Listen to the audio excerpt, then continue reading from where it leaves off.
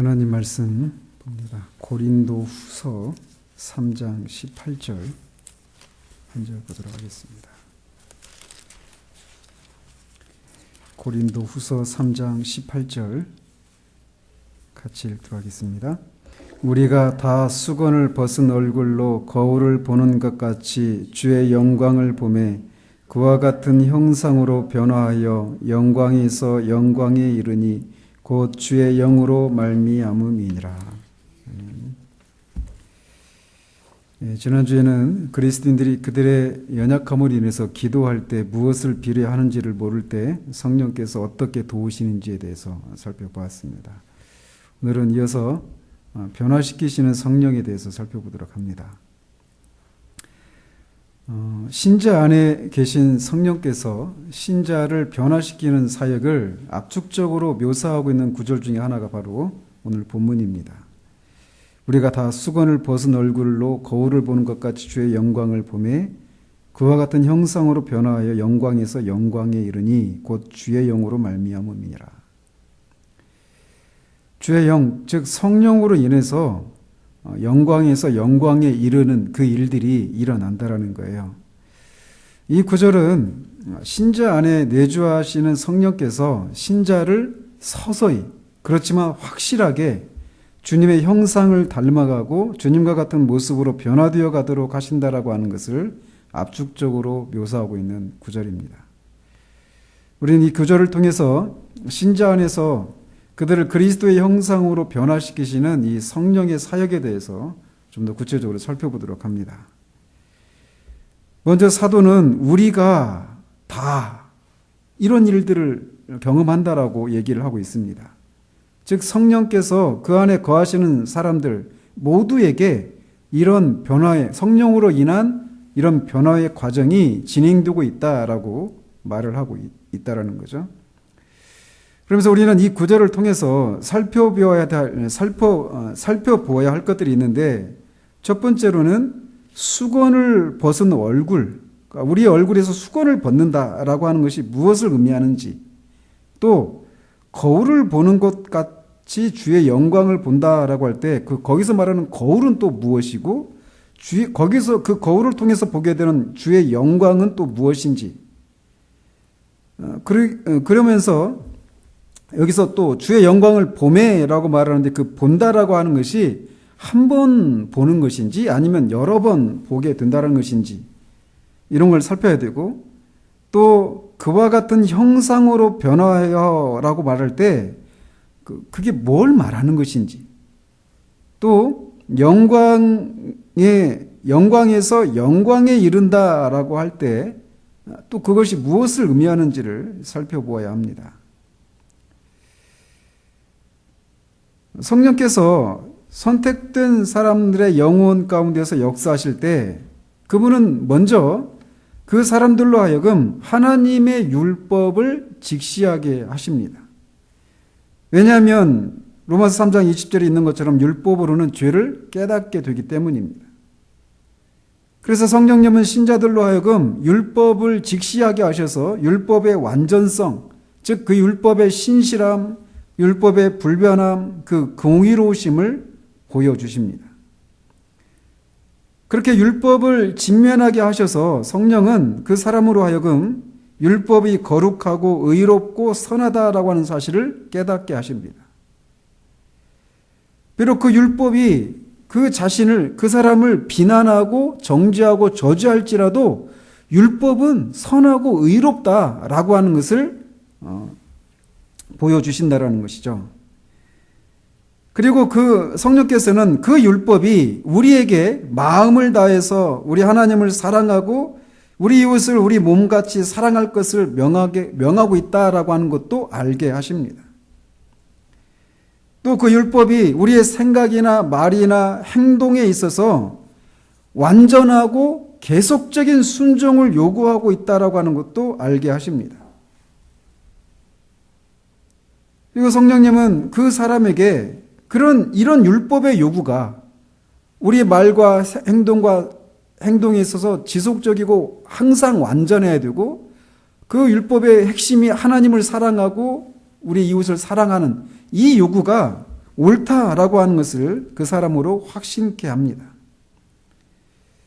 한마디로 성령께서 간섭하시고 있는 그 사람은 율법이라고 하는 거울에 드러난 주의 영광, 즉 하나님의 위엄과 그분의 거룩하심과 그분의 공의를 보게 하신다라는 거예요. 오직 이렇게 해서 그 사람은 하나님께서 그렇게 된 사람으로 하여금 하나님께서 자신의 어떤 도덕적인 완전성으로 이루신 두 번째 위대한 계시인 복음이라고 하는 거울을 볼 준비를 갖추게 하십니다. 그래서 첫 번째 여기서 거울에 비친 거울을 봄에 우리가 거울에 비춰진 거울을 보는 것 같이 주의 영광을 본다라고 말할 때 첫 번째 거울은 율법이라고 하는 거울이라는 거예요. 율법이라고 하는 거울을 통해서 보게 되는 주의 영광이 뭐냐? 그분의 거룩하심과 의로우심과 이 공의로우심, 그분의 위엄이라고 하는 그런 내용들이라는 것이죠. 그런 다음에 성령께서는 그 영혼 앞에 복음을 제시하십니다. 그분은 그 복음이라고 하는 이 거울을 통해서 그 안에 하나님의 사랑과 은혜와 자비와 지혜가 담겨 있다라고 하는 것을 그에게 보여주십니다. 성령님은 그로 하여금 하나님께서 하나님의 영원하신 목적 안에서 율법의 저주로부터 하나님의 백성들을 구원하기로 계획하셨다라고 하는 것을 알게 하시고 또 그것을 위해서 율법의 권위를 무시하거나 그 율법의 요구들을 묵살하지 않는 방식으로 그 구원을 이루셨다라고 하는 것을 그 사람으로 알게 하십니다. 즉, 율법이 크게 존귀하게 되는 그런 방식으로 하나님의 백성, 죄인 상태 가운데 있는 하나님의 백성들을 구원하신 일을 하셨다라고 하는 것을 보여주신다라는 거예요. 뿐만 아니라 성령께서는 그 사람에게 십자가의 인간의 종의 형체를 취하시고 십자가에 죽기까지 복종하신 하나님의 아들의 그 겸손하심을 신자들의 눈에 밝히 드러내십니다. 그리고 성령께서는 그들의 마음속에 역사하셔서 십자가가 유대인들에게는 걸림돌이고 헬라인들에게는 어리석은 것이지만 그 십자가야말로 온 우주에서 가장 놀랍고 복되고 영광스러운 것이라고 하는 것을 그에게 보여주십니다. 그렇게 해서 믿음으로 말미암아 그들은 감사하는 마음으로 자신의 영혼이 현재와 미래에 걸쳐서 갖게 되는 모든 그의 관심이 그리스도가 하나님께 드린 그 속죄의 희생에 가 있도록 하게 하십니다. 성령께서는 이렇게 영혼으로 하여금 처음에는 율법이라고 하는 거울을 통해서 드러난 주님의 영광을 보여주시고 나중에는 복음이라고 하는 거울을 통해서 그의 이 주의 영광을 보게 하신다라는 것입니다. 그런데 이렇게 성령께서 신자로 하여금 율법과 복음이라고 하는 거울을 통해서 주의 영광을 보게 하실 때 성령은 신자를 그와 같은 형상으로 변화하게 하신다라는 것입니다. 이게 첫 번째 변화예요. 즉 성령님은 이렇게 율법과 복음이라고 하는 거울을 통해서 드러난 주의 영광을 보게 된 그 사람들의 마음 안에 합당한 원리와 애정을 차례차례 불어넣어 주신다라는 것입니다. 다른 말로 이렇게 율법과 복음의 거울을 통해서 주의 영광을 본 사람들의 마음이 율법을 준수하고 복음을 좇게 하신다라는 것입니다. 즉 그들로 하여금 율법을 온전히 알게 하시고 그들에 대한 율법의 올바른 요구, 그 요구가 옳다라고 하는 것을 인정하도록 하신다라는 거예요. 그리고 율법을 그들의 생활 규범 또는 행동 기준으로 삼고자 하는 열망을 그들한테 주신다라는 것이죠.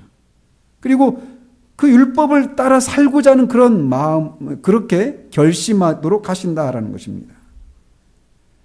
이렇게 성령님은 율법을 준수하고자 하는 그런 마음을 주실 뿐만 아니라 복음을 그들로 하여금 즐거이 받아들이게 하십니다. 그래서 복음 안에 있는 하나님의 완전한 지혜와 사랑과 은혜와 자비를 찬미하게 하신다라는 것입니다. 이렇게 율법을 준수하도록 하는 마음을 주시고 또 복음을 좇고자 하는 그런 마음을 주심으로 말미암아서 하나님의 공의와 자비가 완전히 조화를 이루게 하신다라는 것입니다. 그래서 성령님은 결국 신자들로 하여금 자신들을 자신 안에서 나오는 모든 의를 부인하게 하시고 오직 그리스도의 공로만을 의지하게 하십니다.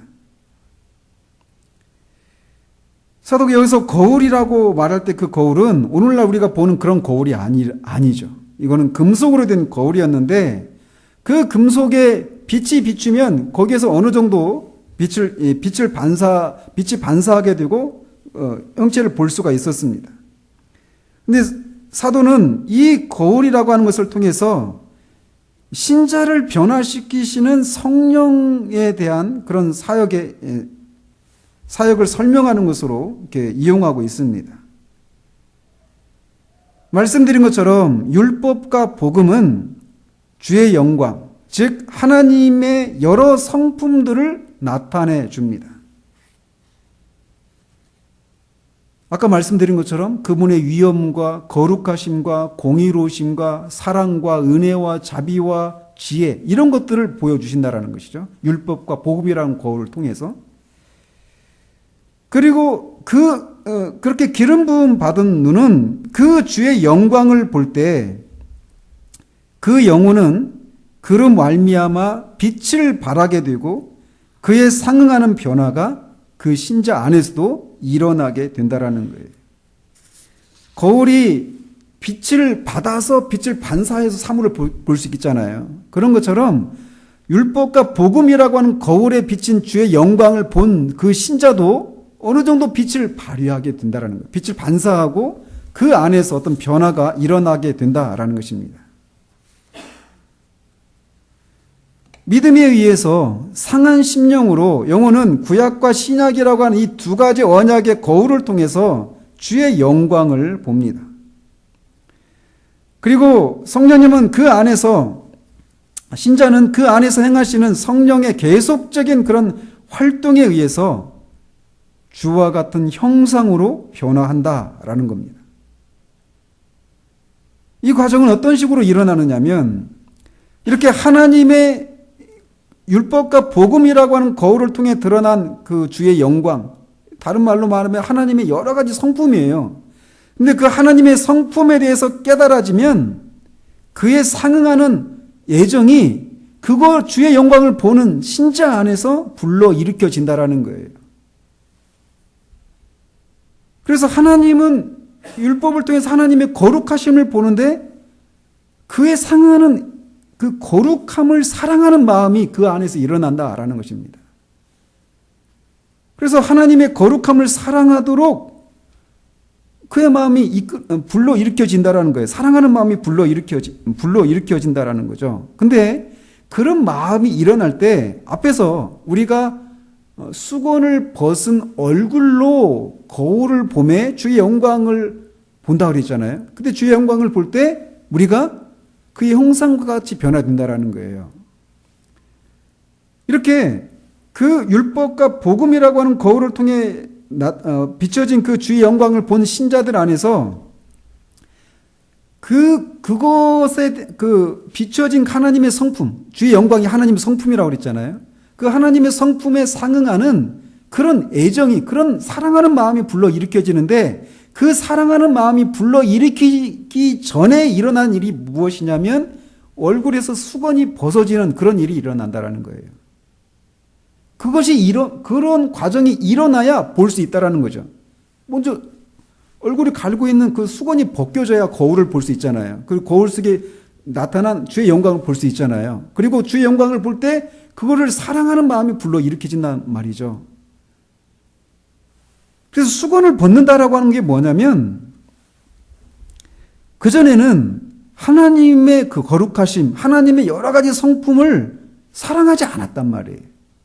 그래서 하나님에 대한 적의와 이 적대감과 그 하나님에 대한 어떤 편견이라고 하는 그런 수건들이 벗겨지고 하나님의 빛 안에서 광명을 보게 하실 때 하나님의 성품에 대한 진정한 이해와 기쁨이 있게 된다라는 것입니다. 이게 바로 마음의 수건이 벗겨졌다라고 하는 것이 의미하는 거란 거죠. 그래서 그런 과정을 통해 변화된 마음은 하나님의 도덕적인 그런 완전성에 그런 탁월함에 사로잡히게 되고 그분의 영광을 위해서 우리가 온전히 헌신하는 그 삶이 얼마나 의롭고 아름다운 것인지를 깨닫게 됩니다.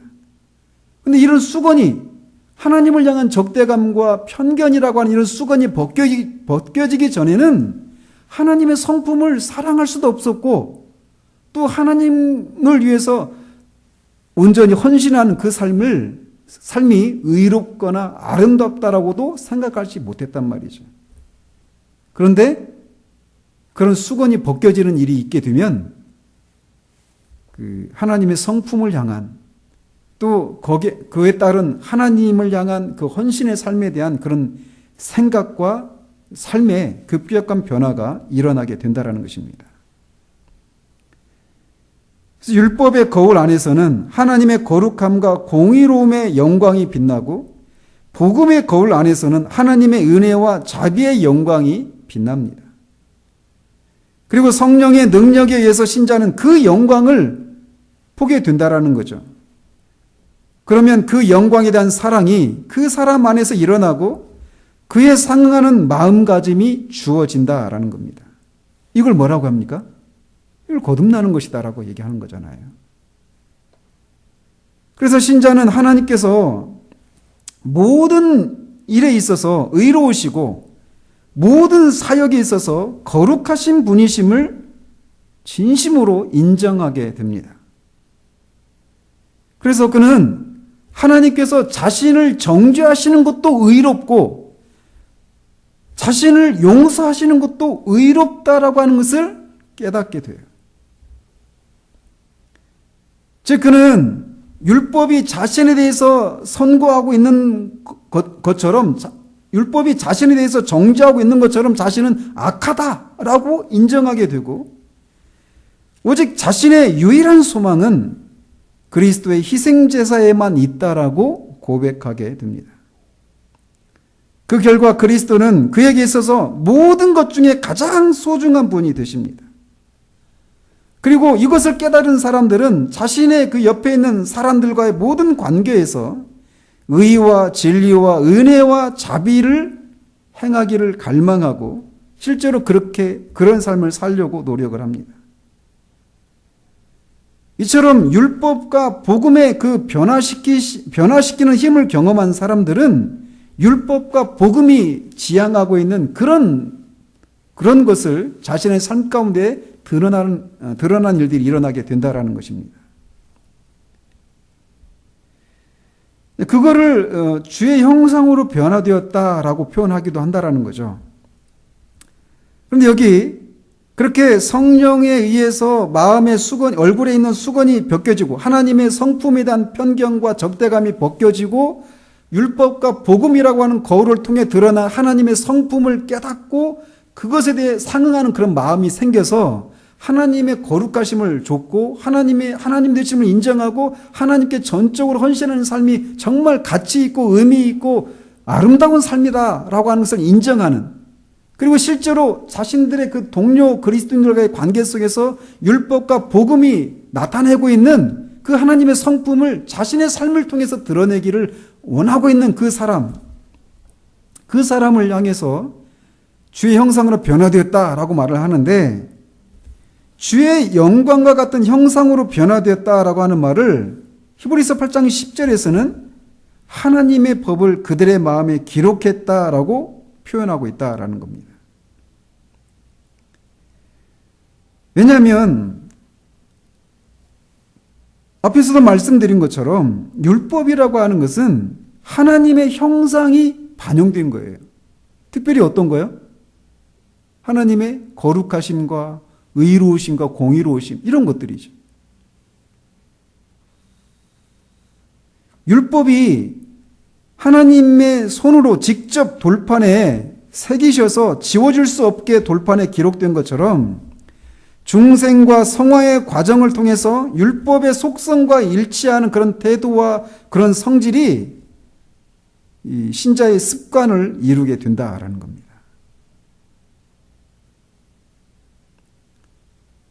그래서 첫 번째, 주의 영광과 같은 형상으로 변화했다라고 말하는 것은 이렇게 이 복음과 율법이 드러내는, 그것을 통해 드러나는 주의 성품, 이런 것이 그 사람의 마음에 새겨져 있다라고 하는 그런 표현이라는 것이죠. 또 주의 영광과 같은 형상으로 변화했다라고 하는 것은 그 사람의 영혼 속에 그리스도의 형상이 이루어졌다라고 하는 말을 의미하기도 합니다. 즉 그리스도와 같은 마음이 거듭난 신자들의 마음에 새겨졌다라는 거예요. 비록 그리스도와 거듭난 신자들에게 있어서 이 정도에 있어서는 차이가 있지만 하나님께 존귀와 영광을 돌려드리고자 했던 그 그리스도의 그 마음이 신자들의 마음에도 새겨져 있게 되었다라는 것입니다. 또 주의 영광과 같은 형상으로 변화되었다라고 하는 것이 의미하는 것은 하나님과 그가 화목하게 되었다라고 하는 것을 의미하기도 합니다. 그 전에 그는 하나님과 원수가 되어서 하나님을 향해서 적대감을 품고 있었고, 하나님의 주권과 하나님의 그 엄격함과 그 엄중함을 싫어했었습니다. 그러니까 이전에는 다 하나님이 너무 우리의 삶을 속박하고 우리에게 자유를 박탈해가는, 우리가 살기를 원하는 삶을 못 살게 하고 살기 싫은 삶을 억지로 강요하는 그런 하나님으로 생각해서 하나님을 향한 그런 적대감이 그 안에 있었단 말이죠. 하나님의 주권에 대해서도 그랬었어요. 그런데 이제는 그 하나님의 모든 속성의 그런 속성의 그 탁월한 아름다움을 깨닫고 하나님의 전 인격과 성품을 사랑하게 되었습니다. 이것을 우리가 인식하는 것보다 더 큰 변화라고 하는 것은 없습니다. 전에는 하나님을 마음에 두기 싫어했어요. 하나님의 주권, 하나님의 어미로우심, 그것이 우리는 너무 우리를 숨막히게 하는 그런 것이었단 말이죠. 그런데 그게 바뀌었다라는 거예요. 너희가 전에는 어둠이더니 이제는 주 안에서 빛이라. 그래서 그 하나님의 그 속성의 아름다움을 깨닫고 그분의 인격과 성품을 사랑하는 것은 무엇으로 나타나느냐면 하나님께 나아가는 것으로, 그리고 날마다 우리에게 내려오는 그 은혜를 추구하는 것으로 나타나게 된다라는 것입니다. 예레미야 3장 51절에 내 눈이 내 심령을 상하게 하는도다라고 예레미야 선지자는 탄식하고 있습니다. 즉 선지자는 이스라엘이 당한 그 상황을 볼 때, 특별히 그 구절은 여자들이 당하고 있는 그런 비참함을 볼 때 선지자의 마음이 상한다라고 고백하고 있습니다. 즉 이 말이 의미하는 것은 우리는 우리가 생각하는 그 대상의 영향을 받고 우리가 가장 가까이 사귀는 사람들에게 알지 못하는 사이에 서서히 동화된다라고 하는 그런 의미가 담겨 있습니다. 예를 들면 우리가 어떤 책을 읽는가에 따라 우리의 인격이 형성이 됩니다. 이런 법칙이 영적인 영역에서도 적용됩니다. 우리가 다 수건을 벗은 얼굴로 거울을 보는 것 같이 주의 영광을 보매 그와 같은 형상으로 변화하여 영광으로 영광에 이르니 곧 주의 영으로 말미암음이니라. 우리가 어떻게 주의 형상과 같은 모습으로 변화되었습니까? 무엇이 계기가 되어서? 율법과 복음이라고 하는 거울을 통해서 주의 영광을 봄에 변화되었다라는 거예요. 사도가 그 비참한 상황을 봄에 그 심령이 상한 것처럼 우리가 율법과 복음이라고 하는 거울을 통해 나타나 주의 영광을 봄에 우리가 그의 형상과 같이 변화되었다라는 것입니다. 따라서 여기는 이 변화되는 것에는 우리가 주의 형상과 같이 변화되는 일에는 우리의 책임이 있다라고 하는 것을 여기서 우리 시사해 주고 있어요. 우리가 보니까 변화됐단 말이죠. 즉 우리가 은혜 가운데서 하나님께서 우리의 영혼의 성장을 위해서 약속하신 그런 은혜의 수단들을 사용하는 것, 날마다 영적인 대상과 하늘의 것들에 전념하는 것, 이런 것이 우리의 책임이라는 거예요. 그런 것을 하는 것을 통해 우리가 점점 주의 형상과 같이 변화된다는 것이죠. 이 변화라고 하는 것은 그러니까 순간적인 일이고 또 동시에 점진적이고 계속적인 일이다라는 것입니다. 이 일에 우리에게 책임이 있다라는 거예요. 그래서 우리는 영적인 대상과 하늘의 것들에 전념하는 것이 필요해요. 말씀을 연구하고 묵상하고 이런 일들이 필요하단 말이죠. 그런데 이렇게 하기만 하면 자동적으로 우리가 변화되는가? 아니라는 거예요. 우리가 말씀을 연구하고 우리 영적인 대상인 그런 영적인 것들, 하늘에 속한 것들을 묵상하고 하는 것들이 요구돼요. 우리가 해야 되는 일들입니다.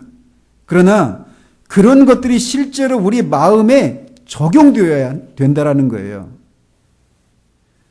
즉 하나님의 그런 작용하심과 축복하심이 없다면 우리의 모든 노력과 수단과 방법은 아무것도 아니다라는 것입니다. 그렇기 때문에 우리가 그와 같은 형상으로 변화했다라고 하는 말씀 뒤에 뭐가 붙어 있어요? 곧 주의 영으로 말미암아라고 덧붙여 있다라는 것이죠.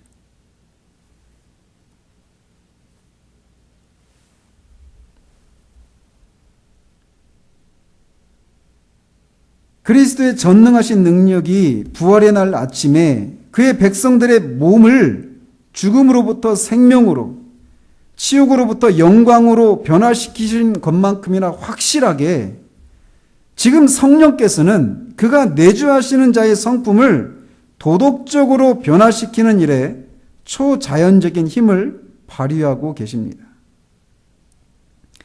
그런데 그리스도께서 신자들의 몸을 그렇게 부활의 몸으로 변화시키는 일과 성령께서 신자들 안에서 이 땅에서 계속 그들을 도덕적으로 변화시키는 이 일에 차이가 있다라는 거죠. 그게 뭐냐면 그리스도께서 부활의 날 아침에 우리를 부활의 몸으로 변화시키는 일은 순간적인 일입니까? 점진적인 일입니까? 순간적인 일입니다. 우리가 그 주의 호령 나팔 소리를 듣는 순간, 주의 얼굴을 보는 순간 우리는 순간적으로 부활의 몸을 입을 거예요. 그렇지만 성령께서 신자들 안에서 그들을 초자연적인 역사를 통해 도덕적으로 주의 형상으로 변화시켜 가는 이 일은 서서히 점진적으로 이루어진다 하는 면에서 차이가 있어요. 그리고 신자의 몸이 그리스도의 몸과 같이 변화되는 이 일은 순간적일 뿐만 아니라 우리가 충분히 의식할 수 있는 일입니다. 하지만 성령께서 우리를 변화시키는 이 일은 대부분 의식하지 못하는 사이에 이루어지는 일이다라는 것입니다.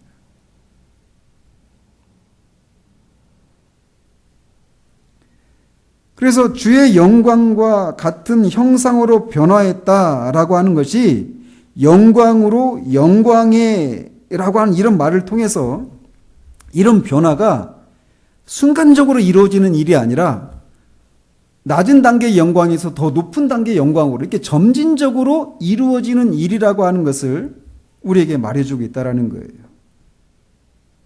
그리고 이 변화의 과정은 중생에서 시작해서 성화의 과정을 통해 지속되고 우리의 영화 단계에서 완성이 됩니다.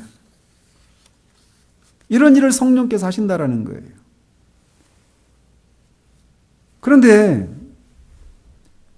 진실한 그리스도인들이 늘 고민하고 또는 심하게 괴로워하는 것 중에 하나가 무엇이냐면 정말 성령께서 그 안에서 자신을 주의 형상으로 변화시켜가는 일을 하신다라고 하는 이런 말씀을 들을 때 자기에게는 이런 것이 있는가라고 하는 이런 질문 앞에서 번민을 하고 때로는 심히 괴로워한다라는 것입니다.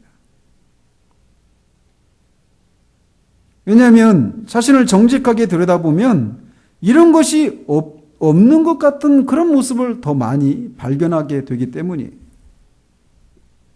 그렇지만 그럼에도 불구하고 자기 자신이 성령의 사역으로 말미암아서 변화된 주의 형상으로 변화된 사람이라고 하는 것을 확증받기를 갈망합니다. 따라서 성령의 이 변화시키시는 사역의 증거가 무엇인가를 살피는 것은 매우 중요해요.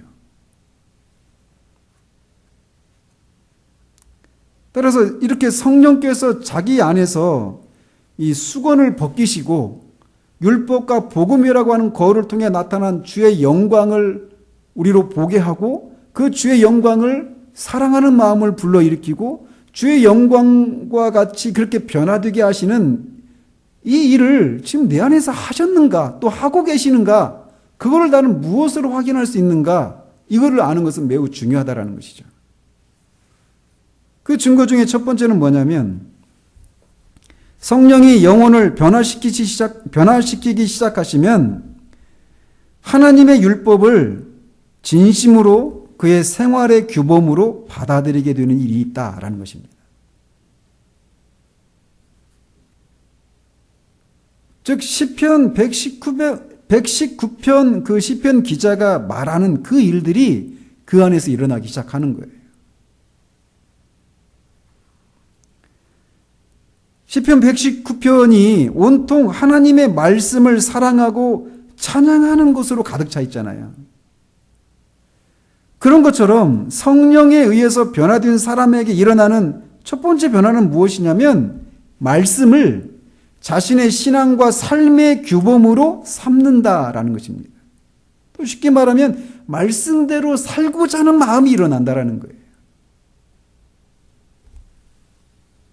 이것보다 그 사람이 정말 참된 회심을 했는지 거짓된 회심을 했는지를 구분해주는 그런 분명한 증거가 없습니다. 수건이 얼굴에 씌워져 있어서 하나님을 향해서 적대감을 가지고 있고 어떤 잘못된 편견을 가지고 있는 사람이 그 하나님의 성품을 반영하는 말씀을 사랑하는 일은 절대로 가능하지 않습니다. 그래서 하나님의 법에 대해서 원수가 되어 있는 그 사람이 지식으로나 마음으로나 그 하나님의 법을 사랑하게 되었다라고 하는 것처럼 그가 진짜 변화되었다라고 하는 것을 말해주는 강력한 증거가 없다 할 수 있다라는 거죠.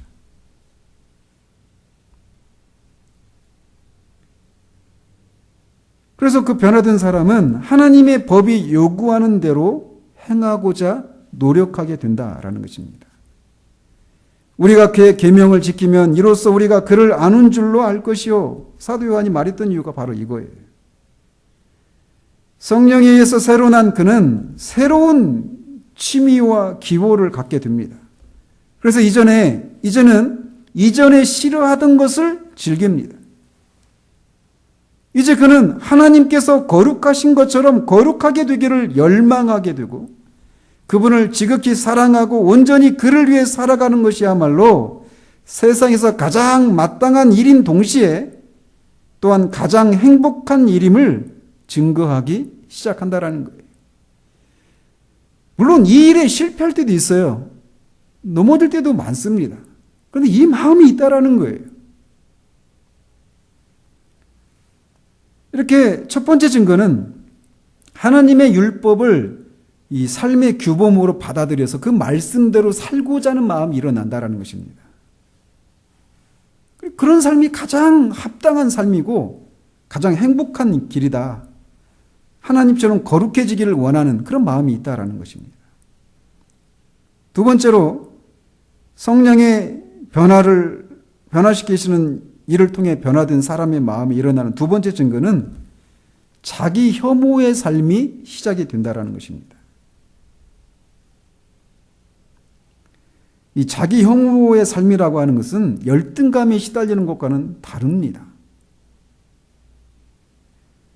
거듭난 영혼은 하나님께 대한 완전하고도 지속적인 복종은 그분이 마땅히 받으셔야 할 것이고, 하나님께서 그 사랑하시는 아들을 주신 그 은혜는 우리로 하여금 그분을 섬기고 기쁘시게 하고 영화롭게 할 영원한 의무를 행하도록 하기 위함이다라고 하는 것을 깨닫게 됩니다. 그래서 그렇게 말씀드린 것처럼 그런 삶을 살고자 해요. 그러나 하나님의 백성 가운데 가장 훌륭한 사람이라 하더라도 이 세상의 삶에서는 단지 부분적으로만 성화되어질 뿐이다라는 것입니다.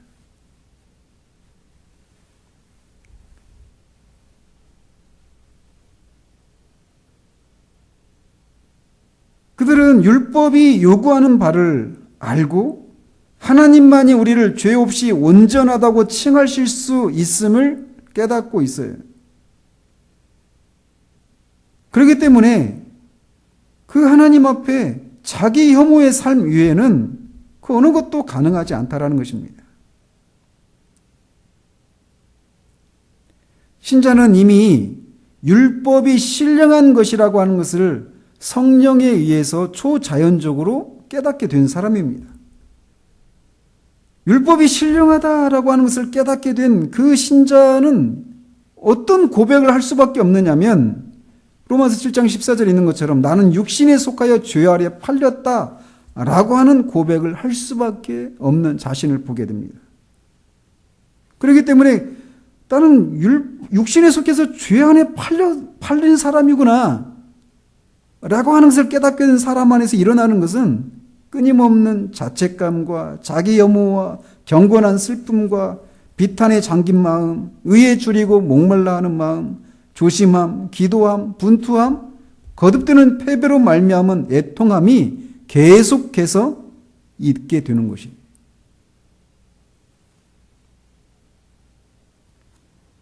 오늘날 이런 류의 슬픔이 무엇인지를 모르는 그리스도인들이 넘쳐나는 시대예요. 그러나 진짜 성령의 변화를 통해서 율법의 그 신성함 앞에서 자신이 죄 아래 팔려있는 그런 사람이라는 사실들을 깨달은 사람에게 나타나는 그런 자기 혐오, 자책감, 경건한 슬픔, 의에 줄이고 목말라함, 거듭된 패배로 인한 애통함, 이런 것들이 당연히 나타나게 되어 있다는 것입니다. 이것은 세 번째 증거로 자연스럽게 인도하는데 그 변화된 증거의 세 번째 요소는 그 사람 안에 진정한 겸손이 있다라는 것입니다.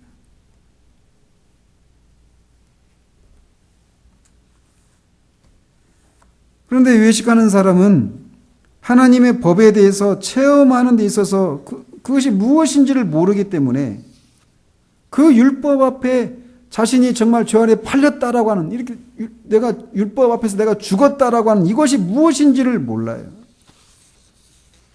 그렇기 때문에 그가 종교적이 되면 될수록 오히려 그는 더욱더 자긍하고 자만하게 됩니다.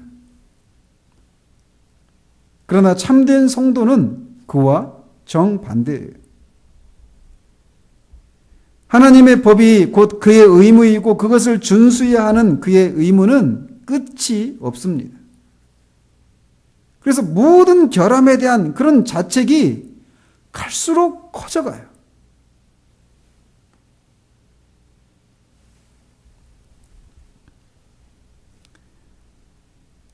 그리고 그런 율법 앞에서 드러나는 자신의 결함이 전적으로 자신에게 있다면, 그가 하나님께 대한 온전한 사랑과 복종에 있어서 부족한 것이 참으로 책망받아 마땅하다면 자연스럽게 따라 나오는 것은 자기 자신에 대한 겸손함이에요. 즉 자기를 낮추는 마음을 갖게 된다라는 것입니다. 따라서 영적인 교만이 마음을 지배하고 있는 것보다 그 사람이 구원에 이르는 진리에 대해서 무지하고 체험적으로 그리스도와 무관한 사람이라고 하는 것을 증거하는 그런 증거가 없다고 할 수 있습니다. 하박국에서 말하는 것처럼 보라 그의 마음은 교만하며 그의 속에서 정직하지 못한다라고 말합니다. 은혜를 모르는 바리새인은 율법의 진정한 성격과 그 의도를 알지 못한 채 하나님 제가 저 세리와 같지 아니한 것에 감사하나이다라고 언제든지 그런 말을 할 자세를 취하고 있어요. 반면에 참여하는 세리는 하나님의 빛 가운데서 자기 자신을 보면서 감히 눈을 들어서 하늘을 바라보지도 못한 채 자신의 가슴을 치면서 하나님이여 불쌍히 여기소서 나는 죄인이로소이다라고 울부짖게 된다라는 거죠. 그리스도의 생전에 그리스도가 계셨을 때 그 자긍한 그 종교인들, 바리새인들을 보십시오. 그들은 나는 본다, 우리는 본다라고 그렇게 말했단 말이죠. 그러나 경건한 시편 기자는 내 눈을 열어 주의 법에 기이한 것을 보게 하소서라고 기도했습니다.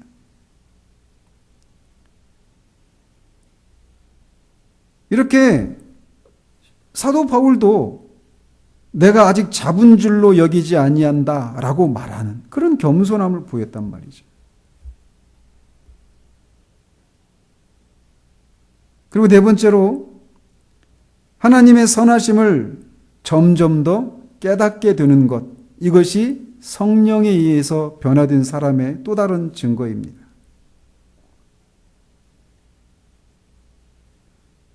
성령에 의해서 소생한 영혼이 하나님의 빛 가운데서 자기 자신을 보면 볼수록 그는 여전히 자기 안에는 하나님의 법과 상반되는 것이 너무도 많이 남아있고 참으로 여러 가지 측면에서 자신이 매일 그 법을 범하고 있다는 것을 더욱더 깨닫게 됩니다. 이것이 우리의 슬픔이잖아요. 그가 자신이 하나님의 영광에 너무나 미치지 못하고 성품이나 행위에 있어서 그리스도와 너무도 다르다라고 하는 것을 깨달으면 깨달을수록 그걸 더욱더 깨닫게 되는데 그럴수록 그리스도를 통한 하나님의 은혜를 더 깊이 깨닫게 된다라는 거예요. 겸손한 마음의 소유자, 비탄에 잠겨서 참여하는 마음을 가진 사람은 자신의 처지에 꼭 적합한 그런 복음의 약속들을 찾아냅니다.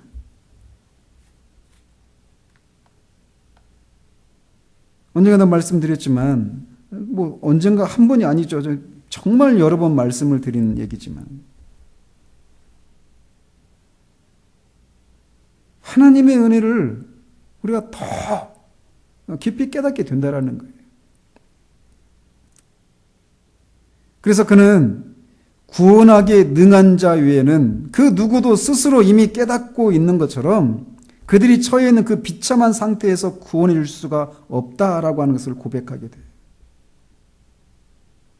모든 은혜의 하나님 이외에는 그 누구도 그렇게 사악하고 무가치한 사람에게 은총을 베풀어 주지 않는다는 사실들을 더 절감하게 된다는 것이죠. 그래서 그의 노래는 찬송을 받으시기에 합당한 어린 양이 그의 노래의 제목이 됩니다. 그래서 시편 기자처럼 여호와여 영광을 우리에게 돌리지 마옵소서, 우리에게 돌리지 마옵소서, 오직 주의 인자하심과 진실하심을 인하여 주의 이름에 돌리소서, 이런 고백을 올리게 된다라는 것입니다.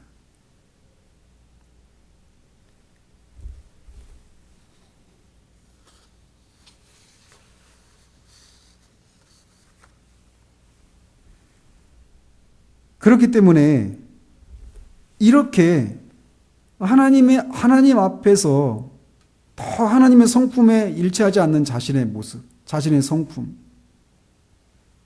하나님을 향해서 여전히 남아있는 그런 적대감, 율법을 따라, 말씀을 따라 살기를 원하지만 살 수 없고 실패하고 있는 자신의 모습을 인해서 생겨나는 그런 애통함, 그런 슬픔, 그에 비례해서 하나님의 이 선하심을 더욱더 깊이 깨닫게 되는 이런 과정들이 변화된 신자들 안에 일어나는 그런 모습들이라는 거예요. 그래서 하나님께서 하나님의 명예를 따라서 인간이라는 가장 가진 것 없고 버려진 바 된 비참하고 죄 많고 지옥에 가기에 합당한 그런 인간에게 기꺼이 은총을 베푸셔서 그에게 아버지가 되시고 친구가 되기를 기뻐하신다라고 하는 것을 마음으로 온전히 확신할 때 그는 온 세상을 얻은 것보다 더 행복해합니다. 하나님께서 그의 확실한 분깃이 되셨을 때 다른 모든 것들은 무의미한 것이 되고 맙니다. 그래서 삶 가운데 무화과 나무가 무성치 못하고 포도나무의 열매가 없을지라도 나는 구원의 하나님을 인하여서 기뻐한다라고 했던 이 고백을 할 수 있게 되는 거예요. 사도 바울은 로마 감옥에 갇히게 되었을 때라도 조금도 낙심하지 않고 주 안에서 항상 기뻐하라, 내가 다시 말하노니 기뻐하라라고 외치고 있습니다. 하나님께서 우리의 최고의 선이 되셨을 때 모든 세상적인 우상들은 거부되고 우리의 보물은 하늘에 쌓아지게 됩니다.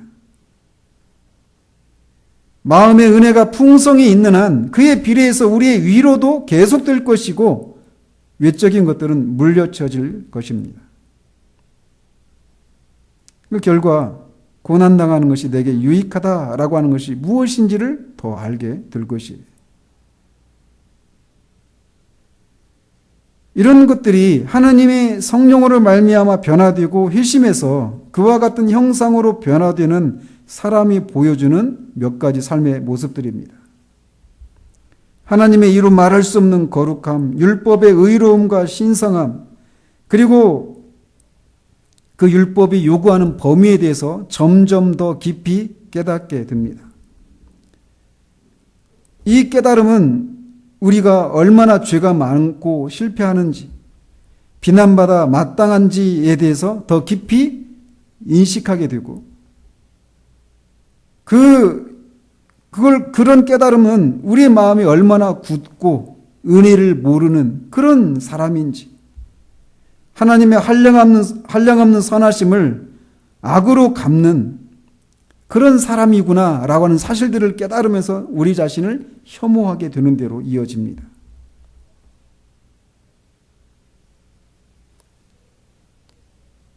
그런 자기 혐오는 마음을 겸손하게 하고 자기를 낮추게 해서 하나님 앞에서 우리 스스로를 낮추고 이런 하나님의 은혜를 정말 조금도 감당할 수 없습니다라고 고백하게 된다라는 거예요.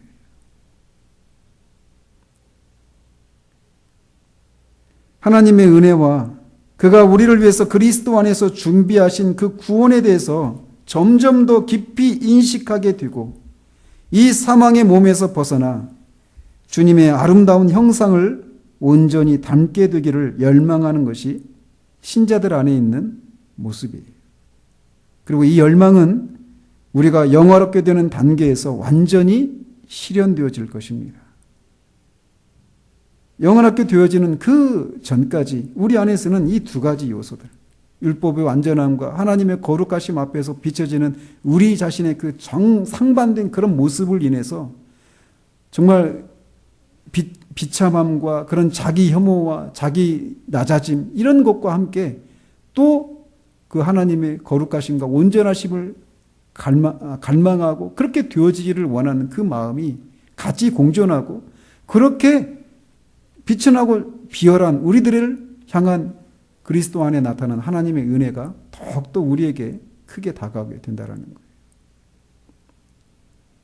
여러분 한번 뒤돌아 보십시다. 뒤돌아보십시오. 처음 구원을 경험하고 난 이후에 지금에 이르기까지 우리 안에서 우리 마음이 어떠한지 점점 저는 개인적인 얘기를 한다면 저 자신을 점점 신뢰할 수 없는 그런 모습을 보게 됩니다. 오직 하나님의 은혜와 그리스도의 보혈의 공로 이것만이 우리가 하나님 앞에 나아갈 수 있는 유일한 근거이고 무엇인가를 구할 수 있는 근거도 거기밖에 없습니다. 그것밖에 없습니다. 그리고 그런 과정이 지속되면서 우리는 이게 참 아이러니예요. 우리는 정말 아무것도 아니다. 이런 것을 고백하게 되는데 그런 과정을 통해 성령님이 우리를 변화시켜 가신다라는 거예요. 근데 그걸 잘 몰라요. 변화된 사람은 진짜 자신이 그렇게 변화되었던 사실을 오히려 모른다라는 거예요. 분명한 것은 아까 말씀드린 그런 몇 가지 그런 증거들을 통해서 성령님이 우리 안에서 우리를 변화시켜 갖고 계시는 일들을 하고 계시다라는 것을 우리가 알고 우리에게 맡겨진 그 봄의 율법과 복음을 통해 나타난 주의 영광을 보는 이 일에 우리가 해야 될 그런 의무를 다하고 또 동시에 성령의 역사가 나타나서 실제로 우리 안에 그런 변화들이 계속 되어지기를 갈망하는 우리들의 삶이 이어지기를 바랍니다. 기도하겠습니다.